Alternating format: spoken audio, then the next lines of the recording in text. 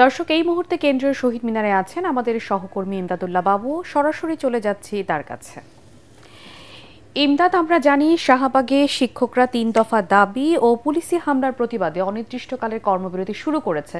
তো শিক্ষকদের আন্দোলন নিয়ে আপনার কাছে আরো বিস্তারিত এবং সবশেষ কি তথ্য আছে আমাদেরকে জানান।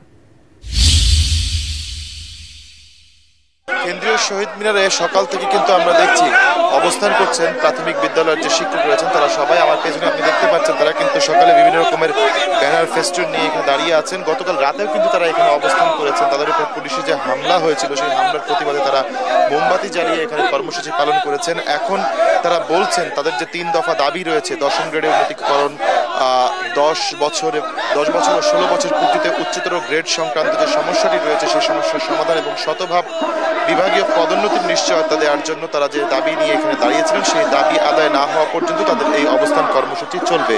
এর ফলে যেটি দেখা যাচ্ছে যে সারা দেশের যে 65,000 প্রাথমিক বিদ্যালয় রয়েছে সেই প্রাথমিক বিদ্যালয় কিন্তু এখন ক্লাস একেবারে বন্ধ এবং সব শিক্ষকরা কিন্তু ওই কেন্দ্রীয় শহীদ মিনারে অবস্থান করছেন, যার ফলে শিক্ষা কার্যক্রম যেটি রয়েছে সেই শিক্ষা কার্যক্রমের উপর প্রভাব পড়ার একটি শঙ্কা দেখা দিয়েছে এবং এ নিয়ে অভিভাবকরা বেশ চিন্তিত।